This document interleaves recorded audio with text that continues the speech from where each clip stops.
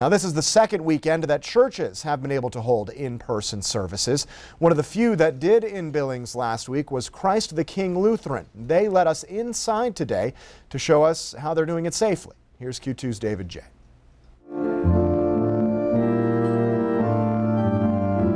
Church members prepare for their second live service during phase 1 of reopening, and they clean up after the practice. It seemed that was fairly easy for us to do, to be ultra clean and to have the social distancing and still gather and keep people safe. Pastor Ryan Wendt of Christ the King Lutheran Church checks the cameras for the live stream and talked about his congregation returning.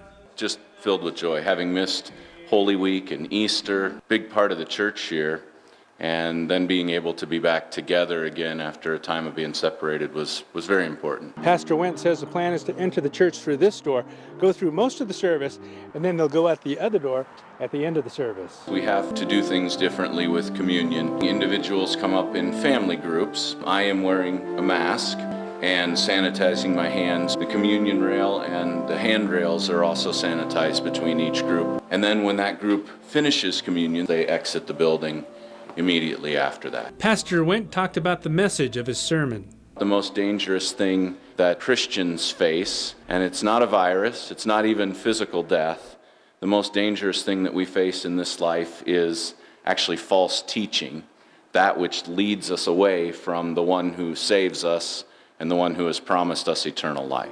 And he says there have been positives through the closures. Being away gives people a chance to refocus and see how important this is. To think again about what is really important in this life and for the life that is to come. In Billings, David J., MTN News. Thank you, David. Additional service protocols include no handshakes, no personal greetings, and no passing of the offering plate.